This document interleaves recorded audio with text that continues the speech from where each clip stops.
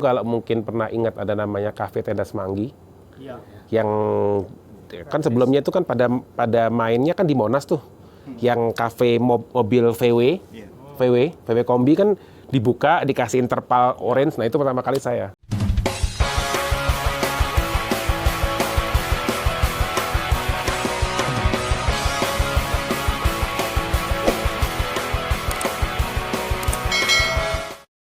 Dulu aku tuh pas kuliah kan sebenarnya kan aslinya pas kuliah itu kan papa udah jatuh, sempat jatuh tuh kan. Itu bener-bener naik drone bus dulu om. Oke. Itu bener, itu memang bener-bener aku Berapa kejadian? tahun 99 om. Kan Krismon. Oh, iya. Dulu kan kita kan ya lebih ke Orde Baru kan. Makanya pada saat Krismon itu jatuh, Om Nono pasti ingat itu kita juga digencet habis sama pemerintah baru kan. Itu dulu kan kita kan Golkar.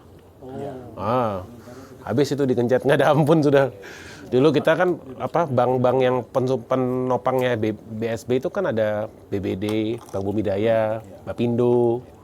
Itu wah udah minta langsung cepet modalnya dipulangin segala macam ya, karena kan tekanan pemerintah baru kan waktu itu kan, pemerintah reformasi kan. Itu pada saat itu lumayan pengap tuh. nggak ada mobil dulu. Iya. Masih di Pecombongan ya dia? Waktu itu udah di ini Danau Medara om. Oh, di Bangka. Bangka, Iya, ya. Bangka dulu. Sempat di Bangka sampai Itu Mas Budi usia berapa? waktu itu aku kuliah om. Kuliah semester 1. Kejadian pas papa itu saya kelas 3 SMA. Jadi pas masuk kuliah itu wah pengap. Benar-benar pengap banget itu. Itu udah nggak seperti bayangan orang nggak. Itu susah banget dulu. Dulu pas di Untar itu ya lumayan sih. Dulu kalau di Untar itu kan anak-anak Untar itu kan anak-anak orang kaya semua, Tarumanegara itu. Mainnya pada game online Dota. World of Warcraft itu loh. Nah, saya jualan vouchernya bukan main gamenya. Iya, jualan voucher yang anak-anak orang kaya kan pada main tuh, kan pakai voucher yang digesek terus diisi lagi ya. Saya malah kulaan itunya, saya jualan vouchernya dulu. Ya bener-bener untuk mahasiswa, Untar. Lumayan. Saya dulu kan sempat ngekos di Anggrek, Cendrawasih. Ngekos saya, karena jauh om, kok dari Panglima Polim kalau ke Selipi mati. Jauh banget. Saya sampai semester 5 aja masih susah itu waktu itu. Susah banget saya. Saya selama 2 tahun itu lumayan serabutan. Itu juga dulu saya beli buku di Kuitang. Zaman dulu kan bukan Gramedia om. Zaman dulu tuh Gunung Agung kan. Nah, Gunung Agung kalau beli di Gunung Agung mahal om. Saya beli di Kuitang, terus saya jual ke teman-teman di kampus. Nah, itu lumayan, untungnya lumayan. Nyai duitnya gitu om. Yang penting halal, nggak pernah. Kalau waktu itu saya memang karena keadaan, saya nggak ada pilihan lain sih. Memang karena keadaan, benar-benar memang nggak ada pilihan lain sih waktu itu. Karena kan nggak ada namanya modal, nggak ada modal dulu untuk main game boro-boro. Saya mobilnya nggak punya, saya nggak ada mobil dulu. Saya sampai 1,5 tahun lebih, hampir 2 tahun tadi kan om tanya berapa lama itu saya nggak punya mobil om. Sampai akhirnya saya udah nabung, saya beli Peugeot GT 88 GTI. Tahun 88 tuh loh, 17 juta, bayar cash sudah. Oh tapi bensinnya saya nggak tahu kan, maksudnya kan mobil Eropa enak gitu kan. Di rumah kan dulu kan mobil Eropa terus. Saya pikir mobil murah Eropa yang harganya affordable, ya waktu itu cuma Peugeot. Belilah itu tuh, bensin ya mahalnya setengah mati. Rewelnya ampun. Rewel om, betul. Rewel ampun, cuma ya Peugeot rewel.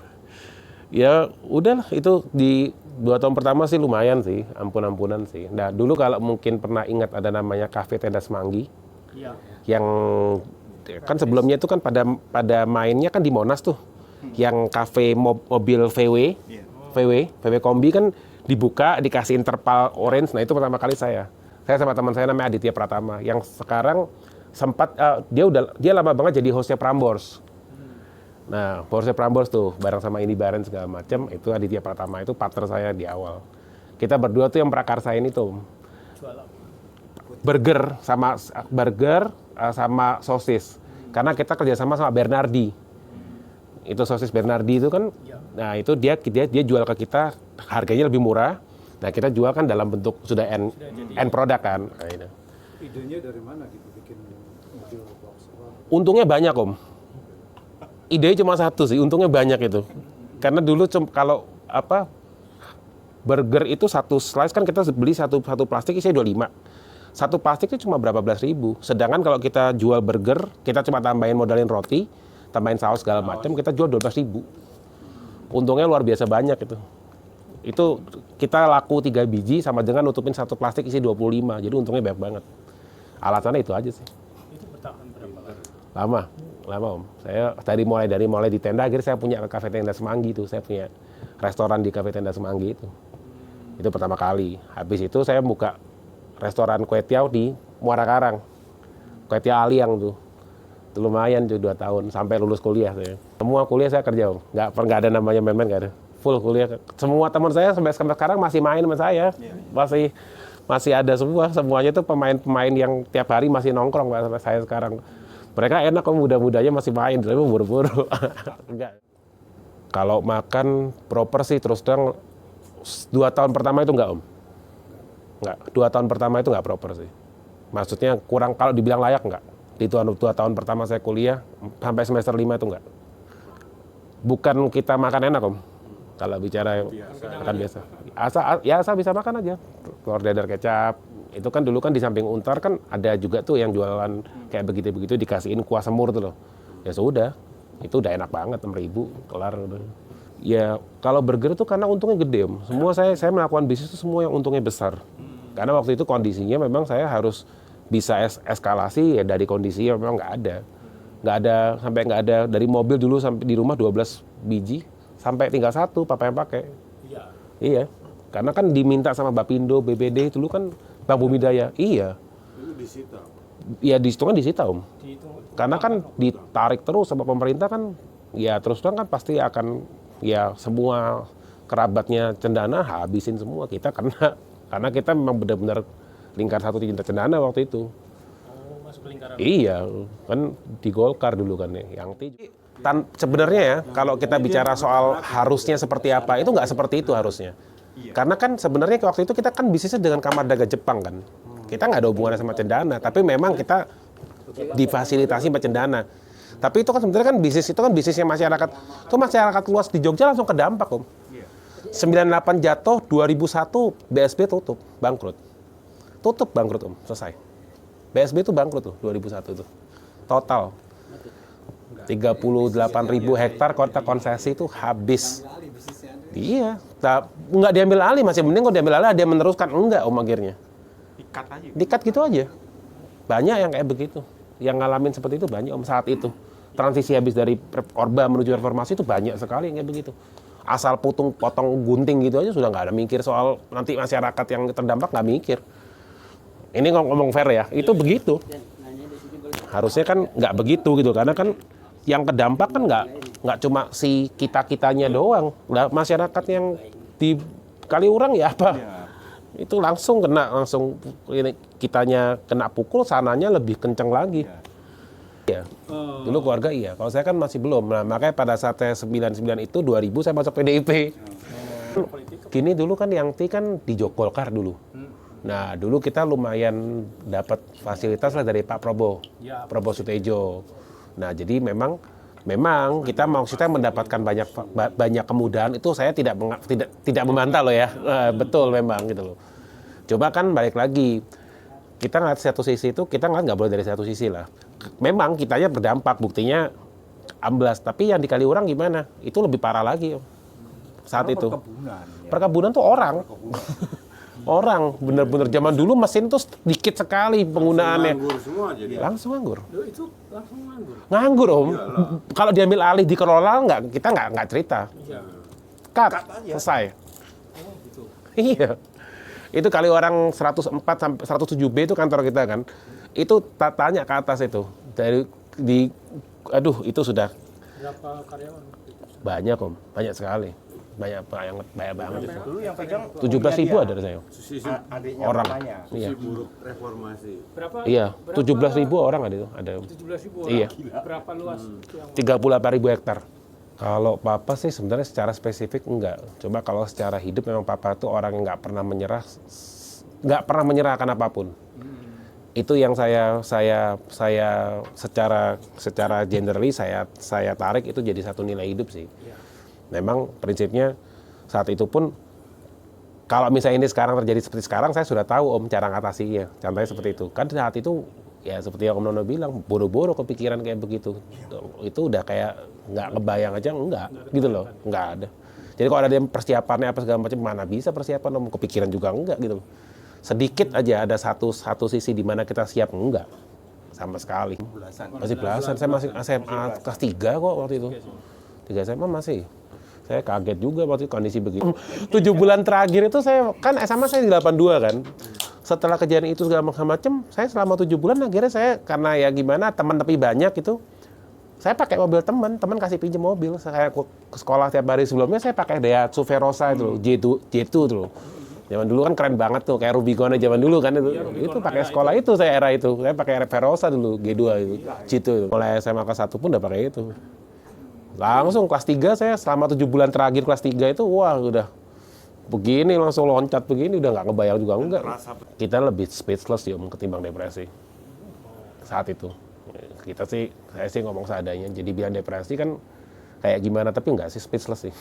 Saat itu udah nggak ada. Dan bisnis itu yang saya menyayangkan bahwa itu tuh nggak boleh terjadi sebenarnya. Di era kapanpun juga sebenarnya nggak boleh begitu juga gitu loh. Bahwa kalau ada bisnis yang dirubah, bisnis pada pemerintah berganti itu tidak harus berpikir bahwa si kepalanya itu yang dibantai itu bukan kepalanya yang kita mesti lihat, bawahnya gimana. Ya kayak pendulum aja Om. Pendulum itu yang paling bawah, paling sakit. Membunuh ekonomi. Kan? Iya. Kalau kita kan, saya ngeliatnya pendulum itu kan kayak kenyataan hidup seperti sekarang kan. Orang di tingkat paling atas, goncangannya nggak mungkin seperti yang di bawah. Bayangin kalau misalnya yang di bawah ini goncangan sedikit aja, kayak kemarin COVID. Banyak orang yang makannya masih harian. Kalau lockdown, makanya Pak Jokowi itu hebat. Kalau lockdown, selesai itu semua. Karena kenapa? Karena yang paling bawah ini yang paling tergoncang. Yang atas-atas mah nggak apa-apa. Nah, makanya pada saat kita kemarin kejadian Pak Jokowi tidak melockdown itu adalah kebijakan yang udah extraordinary, sangat bagus sekali sih. Itu luar biasa. Itu luar biasa. Karena itulah yang harus dilakukan pemerintah. Iya, lockdown untuk yang atas. Kalau pendulum yang atasnya nggak kerasa apa-apa, Pem. Gesernya gini doang. Yang bawahnya nih, terombang-ambingnya kayak apaan? Itu. Betul, itu lebih berat. Dan itu yang terjadi sama kemarin kami ngalamin seperti itu. Kita, iya, saya sampai susah segala macam. Tapi bener Om Nono bilang, kita juga nggak lebay lah. Tapi tidak sempin kita jadi kayak di pinggir jalan kan, enggak. Pertanyaan saya, dikali orang gimana? Hancur tuh. Itu loh. Kita berdampak pasti. Luar biasa, saya loncat dari atas ke bawah, kasarnya begitu. Yang di bawah gimana? Loncat sampai ke dalam, berapa dalam lagi? Nggak bisa makan. Udah nggak bisa makan. Kalau kita bilang kita ngadepin suatu masalah, itu kita mesti ingat Om, hidup kita tuh panjang sekali. Saya selalu berpandangan gini, setiap hidup kita, tiap tahun, umur kita sekarang sekian, segala macam, itu seperti kayak buku. Oh, ini baru chapter sekian nih, baru halaman sekian. Kalau kita berhenti, ya berhenti di situ ceritanya. Kalau kita jalan terus, kita hadapin, kita jalanin terus, kita nggak ngerti kok hasilnya seperti apa. Jalan aja terus. Nggak boleh berhenti di situ. Kalau berhenti selesai sudah. Finish. Kita kayak nonton film nih. 20 menit pertama pasti filmnya jagoannya pasti kalah. Tapi kalau kita lanjutin, menang kan? Ya itu. Jalanin ini terus. Nggak boleh kata menyerah, itu kata-kata apa sih. Dan itu emang saya akuin. Saya jalanin. Saya nggak mau nyerah. Kalau secara politik ya, Mel, kalau saya ngeliat tuh yang harus kita harus sepakatin itu sebenarnya GBHN. GBHN itu sebenarnya seperti kayak buku panduan secara general, siapapun presidennya, itu yang dijalankan. Contohnya keberlangsungan pangan, swasembada, itu tuh harus jalan terus. Penyerapan gabah petani, contohnya seperti itu. Kayak sekarang kita kan kalau bicara soal Bulog itu kan sebenarnya kan juga agak salah kaprah Om, kalau kita bicara secara logiknya ya. Kita terus impor tuh bukan berarti kita nggak punya loh. Kenapa kok beras yang diserap sama Bulog itu tidak didistribusi dengan baik? Itu yang jadi satu masalah lagi. Aku yakin banyak juga yang sebenarnya juga berpikiran seperti itu, cuma nggak berani ngomong. Itu kan contoh, ada salah satu pihak yang memang punya kepentingan untuk mengimpor.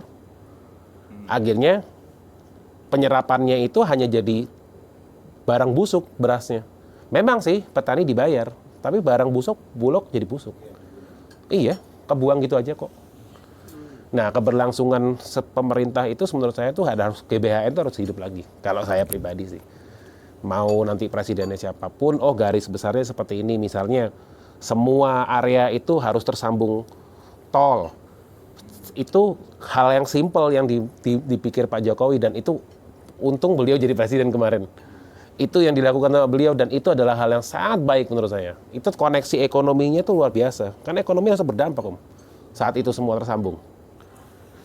Itu yang menurut saya tuh harus disepakatin sih. Kalau misalnya di Dewan itu harus disepakatin menurut saya. Jadi Enggak, Om. Karena Mama kan bukan kelompok minoritas. Saya kan lahir dari dua keturunan yang berbeda. Ibu saya asli Jogja. Kalau nggak begitu, kita nggak disebut Orba, Om. Zaman Orba nggak ada orang Chinese dulu. Karena memang yang disupport bukan papahnya memang. Mama ya. Ini kan Om, iya, justru yang disupport Mama, bukan Papa. Papa yang untung kasarnya di saat itu. Papa yang mendapatkan keuntungan dari klannya Mama malah. Jadi dia ini Minyak ini kita kan bukan, jadi minyak itu ada dua, Om. Ada namanya upstream, itu eksplorasi sama eksploitasinya. Satunya kita downstream. Nah, kita itu di downstream, Om. Downstream itu trading. Jadi minyaknya bukan kita ngambil minyak dari upstream itu kita ngambil baik itu onshore atau offshore. Nah, kita yang memperdagangkan minyaknya itu. Kalau orang bilang kita tuh kayak agen sebenarnya. Nggak berbeda sih. Cuma bahasanya kalau di minyak tuh namanya pemegang INU, distributor, paling kecil agen. Nah, kita ini pemegang INU. Nah, INU itu artinya paling besar. Sebenarnya yang perbedaan dari tiga ini adalah dari kuota. Kalau misalnya cuma sekelas, satu bulan saya supply misalnya berapa ratus liter atau 1.000 liter deh. Itu kelas agen. Nah, kalau kelasnya distributor udah puluhan ribu liter. Bahkan sampai 100.000, 200.000 liter itu sudah kelasnya distributor. Distributor itu sudah main di situ. Nah, kita kelas INU. Kita jutaan liter satu tahun. Satu bulan tuh kita jutaan liter supply. Kalau kita di downstream itu kita cuma posisinya kan pada saat pembelian itu kan CBD, Om, cash before delivery. Jadi kita uang yang kita terima, kita bayarkan ke Pertamina. Kita kan ngambil dari Pertamina. Kita ngambil dari Pertamina, dari Patra Niaga, kita jual lagi ke sana. Selisihnya kan ada jauh, lumayan. Apa? pakai bank nggak? Kalau misalnya zaman dulu masih belum ada SCF, zaman dulu pakai SKBDN. Tapi kalau era sekarang pakai SCF semua, Om. Sistem pembayarannya. Tapi sama tetap aja. Kita sebenarnya kalau orang bilang tidak terlalu besar modalnya, buffernya tidak besar. Lebih tepatnya kita ini sebenarnya broker. Itu sebenarnya itu trading. Kita hanya trading aja. Artinya kan Pada saat hari awal pun saya kan memang lahir dari Pertamina, Om. Saya scholarship dari Pertamina. Jadi memang hubungan saya dengan Pertamina baik sekali. Pada saat saya saya sekuliah di biaya Pertamina kan, saya waktu di London, itu saya setelah selesai kan saya 6 bulan magang. Itu saya 6 bulan magang itu of course, bulan kelima ditawari. Ini ya, pegawai tetap kan, udah habis ini. Saya nolak, itu mereka kaget sekali. Mana ada orang mau nolak kerja di Pertamina gitu loh. Di zaman itu loh, zaman itu gajinya gede sih. 14 juta sekian itu tahun 2006. Duit dulu sih gila, 14 juta itu. Sebulan loh, itu gaji yang lain masih, UMR masih 2 juta. Saya sudah dapat tawaran gaji 14 juta saat itu. Semester sudah S2, Om. Sudah selesai master. Yang biaya kan Pertamina memang full scholarship saya. Termasuk uang saku pun saya dibiayai Pertamina waktu itu, dikasih. Iya, full, Om. Full scholarship soalnya. Nah, Kita itu apa istilahnya? Importir niaga umum. Nah, Ini, di Pertamina ada berapa INO? kalau yang sekarang aktif 40 something, Om. 40-an aja, se-Indonesia. Nggak banyak sih. Mas Ino. Budi salah satunya. Salah satunya. Tadi ditawarin kerja Pertamina, bukan Saya tolak. ya istilahnya. Saya tolak, Om. Saya kan kerja di JP Morgan akhirnya. Saya kan terbang ke Amerika. Dinas ya. Yang untuk 6 bulannya ikatan dinas. Setelah itu pegawai tetap, itu kan ya pikirnya mereka ya siapa yang nolak sih kerja di Pertamina. Tapi secara kontrak saya boleh menolak. Karena nggak ada tidak ada klausulnya kalau saya harus kerja di Pertamina. Saya tolak. Saya akhirnya milih ke Amerika. Iya. Saya waktu itu janji dengan begitu. Waktu itu saya janji bahwa maksudnya suatu hari saya pasti akan ada bermitra Pertamina. Kasarnya kalau orang bilang kita pakai bahasa vulgar sekarang, itu udah jatuh miskin waktu itu. Jadi ini ceritanya balas dendam ya, nggak mau menerima 14 juta. Gue jadi Oh, waktu pas yang di Pertamina enggak Om, karena saya yakin bahwa dunia itu luas banget. Makanya saya pada saat saya kuliah di London dan saya waktu itu sebelum lulus pun saya sudah di approach sama JP Morgan, saya merasa kesempatan itu udah langka, saya harus terima. Makanya sampai sekarang saya dengan JP Morgan, sampai sekarang di JP Morgan sampai sekarang. Sekarang masih. Sebenarnya pendidikan di luar negeri sama di Indonesia itu kurang lebih sama Om. Cuma gini, setiap orang yang merantau bersekolah di luar negeri, itu anak siapapun juga, itu 80% akan mencoba untuk berpikir bahwa oh di situ saya orang biasa nih. Saya bukan anaknya siapa-siapa. Di situ pada saat kita jadi orang biasa, hidup kita itu membumi Om. Anak siapapun juga. Karena waktu itu angkatan saya itu Aga Bakri angkatan saya, Ardi Bakri kakak senior saya malah. Itu semua lulusan London juga. Dan di situ hidupnya membumi Om. Nah, membumi itu yang membuat orang itu secara moral, secara pemikiran itu jadi akhirnya lebih normal pada saat dia masa tubuh kembangnya itu normal. Nah, kalau di sini ya kayak kemarin deh kejadiannya Mario. Itu contoh produk kalau kamu di tempat yang merasa bahwa kamu tuh kayak raja, ya begitu kelakuannya. Di luar negeri nggak akan Om. Anaknya siapapun juga pasti akan ngerasa ya sudah, nggak ada yang kenal dia kan. Banyak yang kerja loh Om. Saya juga kerja dulu di London. Saya kerja 2 tahun. Saya kerja main piano dulu. Saya kerja di bar main piano. Sebenarnya kalau sebenarnya anak-anak yang pejabat gitu ya, kalau berpikirnya anaknya itu dia akan menjabat selamanya, itu tidak mungkin. Sekarang jumlah ASN atau pati pejabat tinggi itu berapa jumlahnya? Nggak terhitung jumlahnya. Pertanyaannya gitu, berkompetisinya mau seperti apa? Anak-anak ini kalau dari kecil sudah dibiasain kayak begitu, sebenarnya kasus kayak Mario ini kasus yang hanya ke blow up dan ini jatuhnya apes Om. Kalau dibicara fakta asli lapangan, banyak banget yang kayak begitu. Nggak kehitung jumlahnya. Banyak sekali yang kayak gitu kelakuannya. Terutama, yang di daerah Senopati ini, klub-klub di Senopati ini. Iya. Yang kemarin kasus yang di Vol, diskotik Vol, diskotik Kode, kan semua sama, anak-anak pejabat semua itu. Itu karena apa? Secara mentally mereka belum siap. Belum siap untuk, oh saya ini cuma anaknya ini, tapi saya ini bukan siapa-siapa. Enggak. Dia merasa bahwa yang dipunya bapaknya itu adalah dia. Dia itu adalah gambaran bapaknya, itu yang salah. Orang tua itu tidak boleh menganggap bahwa anaknya itu harus merasa bahwa oh saya ini adalah papa saya. Papa saya punya harta 500 miliar kayak kemarin Rafael kan. Nah Mario itu mentally ya gimana, dia merasa bahwa saya nggak mungkin kena tuntut dong. Siapa yang nggak bisa saya bayar? Bapak saya uang 500 miliar. Nah pada saat anak itu berpikir bahwa dia itu adalah gambaran bapaknya itu adalah dia, ya itulah sudah hancur. Anak umur 20 tahun, 19 tahun, ini yang bermasalah memang di umur ini Om. Bahkan sampai umur 35 pun masih belum stabil sebenarnya. Anak itu, belum. Hari ini banyak anak-anak seperti Banyak Om, banyak. Masalah nggak sih buat kita Indonesia ini? Sangat bermasalah di kemudian hari. Saya kan sempat di Korea Selatan juga. Saya hampir 4 tahun tinggal di Korea Selatan.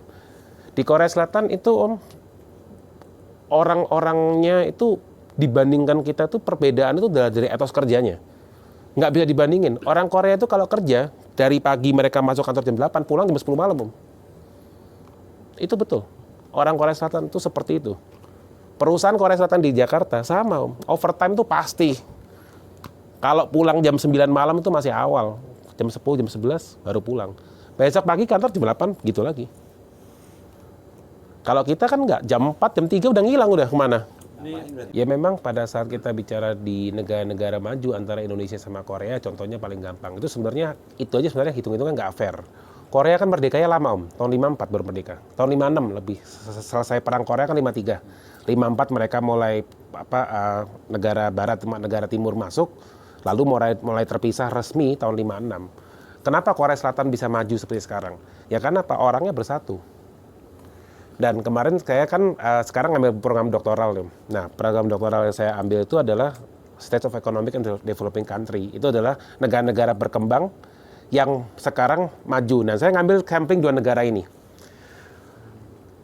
Agak sensitif sih sebenarnya. Kenapa sih Indonesia sulit semaju seperti Korea? Karena kita multi etnis, Om. Multi ya. Oh, mereka Itu adalah kelemahan kita. satu etnis. Ya kan mereka satu etnis, Om. mata sipit kan kasarnya begitu. Sudah nggak ada lain. Maksudnya Korea barangkali Nggak ada, nggak ada, suku-suku. nggak ada. Taiwan aja ada suku-suku. Ada, ya suku-suku ada, tapi tetap sama kan, Om. Prinsipnya mereka sama. Bahasanya satu. Satu, Om. Mereka perbedaan antara orang misalnya di Korea Selatan tuh orang Seoul sama orang Busan, perbedaan tuh hanya dialek. Hanya dialeknya yang berbeda. Tapi bahasanya sama.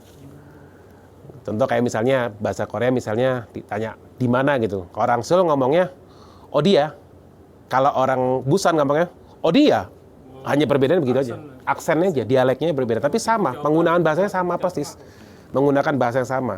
Nah, kelemahan kita itu justru di tulisan saya itu adalah karena kita multi etnis. Kenapa bisa begitu?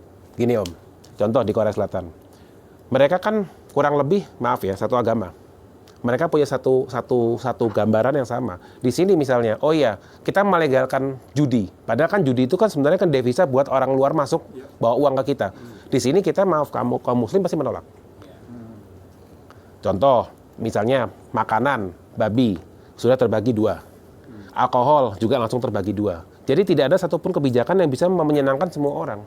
Karena kita multi etnis. Sebenarnya kalau saya lihat di Indonesia ini, sebenarnya yang membuat kesulit itu ya contoh, penegakan hukum itu kita nggak. Penegakan hukum itu saat kita bisa nggak bisa fair Om. Ekonomi pasti berdampak. Karena orang harus berpikir, oh ya, kalau kita nggak dikoneksi yang ini gerbong yang ini, kalau kita punya bisnis pasti bermasalah. Nah ini nih udah nggak sehat Om. Itu tidak boleh sebenarnya. Itu basic banget loh. Asia Tenggara sebenarnya kan semuanya kan nggak ada yang maju kecuali Singapura. Kenapa Singapura maju? Orang bilang, oh gara-gara penduduknya cuma 9 juta, ngaturnya gampang. Nggak gitu sih. Nggak gitu juga. Brunei penduduknya tidak kekurangan, tapi kan dia kan yang kaya hanya Kesultanan. Masyarakatnya biasa aja. Penduduknya sama kan, kita bicara apple to apple, antara Brunei dengan Singapura kita tempelin aja. Kenapa kok Singapura maju? Kenapa? Karena mereka itu bukan karena karena kamu gerbongnya Lim Solyong, Lee Kuan Yew, so kamu masih dapat ini. Nggak bisa begitu. Jadi memang benar-benar semua, all the Singaporeans itu harus bekerja keras, bisa make money. Ya sudah, dengan pada saat itu seperti itu sudah tercapai, nggak ada orang malas, bahkan orang-orang tuanya pun masih kerja Om. Nah di kita kan enggak, budaya kita kan enggak, itu loh. Nah contohnya yang kemarin kita juga sempat saya ngebahas masalah soal ada nggak sih keperbiakan sama produk lokal? Enggak. Lebih milih untuk impor ketimbang kita produksi sendiri. Kenapa kita nggak mau produksi sendiri, kita nggak mau buat mesin? Karena kalau buat mesin kita nggak dapat untung direksinya. Nah susah begitu terus. Itu contoh yang terjadi di Krakatau Steel kemarin gitu loh. Kan seperti itu. Mau gimana gitu loh.